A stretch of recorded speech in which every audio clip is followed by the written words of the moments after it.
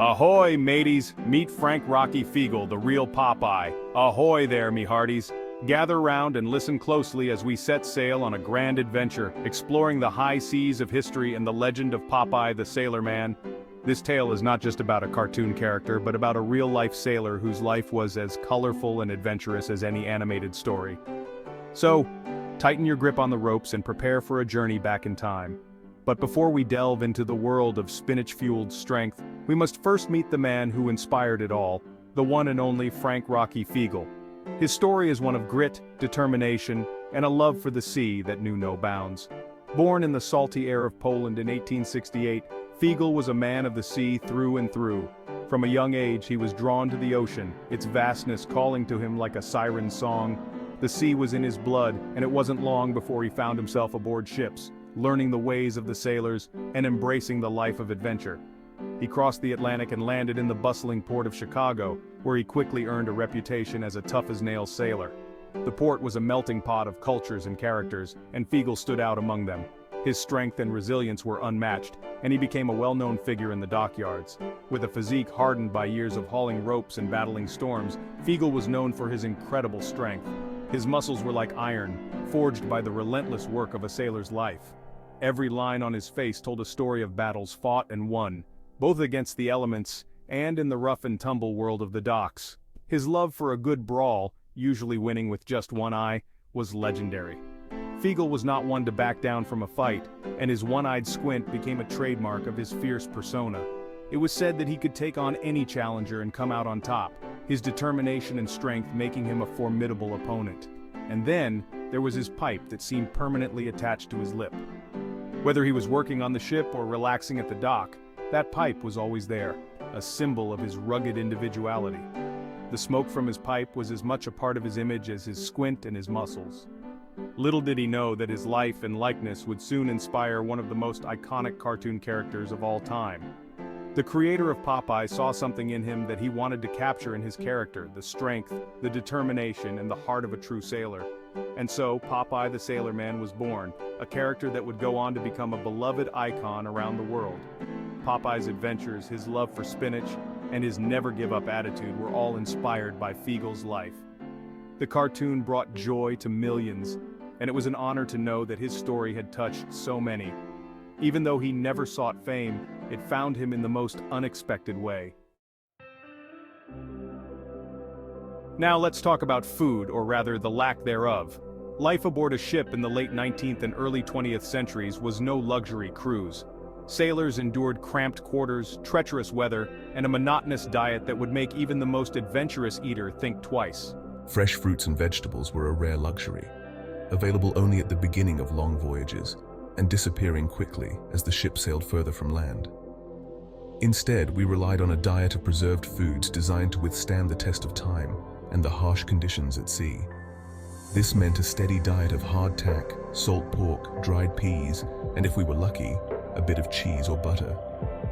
While these foods provided the necessary calories to keep us alive, they were far from appetizing or nutritionally balanced. Let's start with the cornerstone of a sailor's diet, hardtack. This simple yet infamous staple was a crucial part of life at sea. It was more than just food. It was a symbol of the hardships and resilience of sailors. Imagine, if you will, a biscuit so hard it could break your teeth. Yes, you heard that right.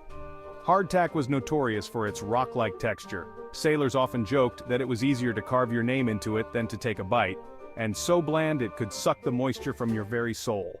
The taste was as uninspiring as its texture, often compared to chewing on a piece of cardboard. But in the harsh conditions of the sea, it was a lifeline. That, my friends, was hardtack. A simple mixture of flour and water, sometimes with a pinch of salt, baked to the point of near indestructibility. It was a testament to the ingenuity and resourcefulness of sailors who needed sustenance that could withstand the test of time and the elements. Made from flour, water, and sometimes a pinch of salt, hardtack was a marvel of simplicity. The ingredients were basic, but the process was meticulous. Hardtack was baked multiple times to remove all moisture, ensuring it could last for months, even years, without spoiling. This was crucial for long voyages where fresh food was a luxury, making it virtually indestructible. While this made it ideal for long voyages, as it could last for months, even years without spoiling, it also made it nearly inedible. The durability of hardtack was both its greatest strength and its most significant flaw. It also made it nearly inedible. We often had to soak hardtack in water, soup, or even our drinks just to soften it enough to bite. This process could take hours, and even then, it was a challenge to chew. Weevils and other critters found it a delectable delicacy, often setting up shop within the hardtack. These uninvited guests were a common sight, and sailors had to make do with what they had, providing us with an extra source of protein, whether we wanted it or not.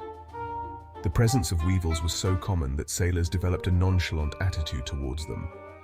After all, in the middle of the ocean, you couldn't afford to be picky.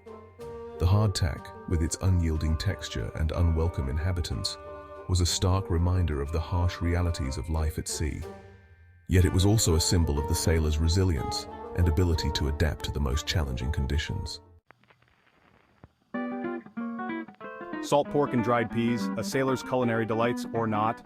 Next on the menu, we have salt pork. This was a staple in the diet of sailors, providing them with much-needed protein during their long voyages at sea. As you might have guessed, it was exactly what it sounds like. Pork preserved in salt. A lot of salt.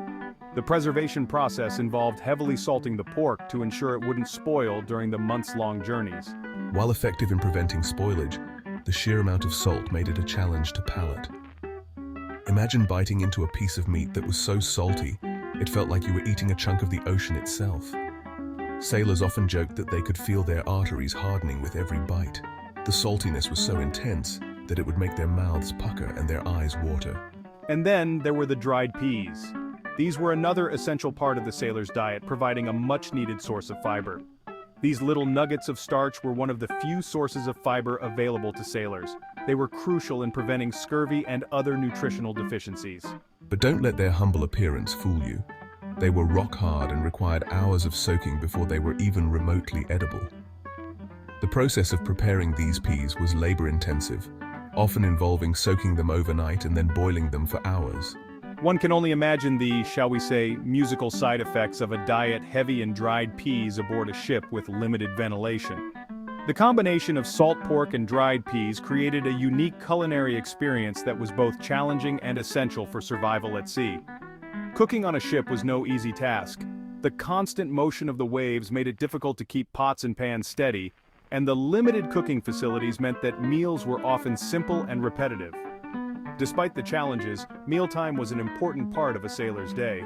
It provided a moment of camaraderie and a break from the hard work of sailing. Sailors would gather together to share their meals, swapping stories and jokes to lift their spirits. Rations were carefully measured and distributed to ensure that everyone got their fair share. The quality and quantity of food could vary greatly depending on the ship and the length of the voyage. Whenever possible, sailors would supplement their diet with fresh fish caught from the sea. This not only provided a welcome change from the monotonous rations, but also added much-needed nutrients to their diet. On special occasions, such as holidays or successful missions, sailors might be treated to a more elaborate meal. These feasts were a rare but cherished break from the usual fare and a chance to celebrate together.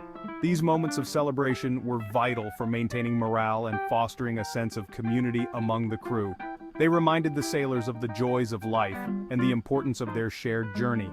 As the sun set over the ocean, sailors would often reflect on their day, their meals, and the bonds they had formed with their fellow crew members. Despite the hardships, there was a sense of pride and accomplishment in their shared experiences. The life of a sailor was not an easy one, but it was filled with moments of camaraderie, resilience, and a deep connection to the sea. Their culinary delights, or lack thereof, were just one part of the rich tapestry of their lives at sea. And so, the journey continued, with each meal a reminder of the challenges and triumphs of life on the open ocean. The sailors' culinary adventures were a testament to their ingenuity and endurance, making every bite a story worth telling. Scurvy dogs and the elusive fruit, a sailor's quest for vitamins. Now you might be wondering, where were all the fruits and vegetables in this culinary symphony of the seas? The lack of vitamin C in their diet often led to scurvy, a debilitating disease that caused fatigue, weakness, and even death. Well, my friends, fresh produce was as rare as a mermaid sighting on most voyages.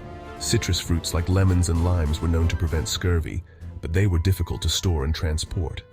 It wasn't until later that the British Navy began issuing sailors daily rations of lime juice, earning them the nickname limeys. Even then, the practice wasn't widespread, and many sailors continued to suffer from nutritional deficiencies.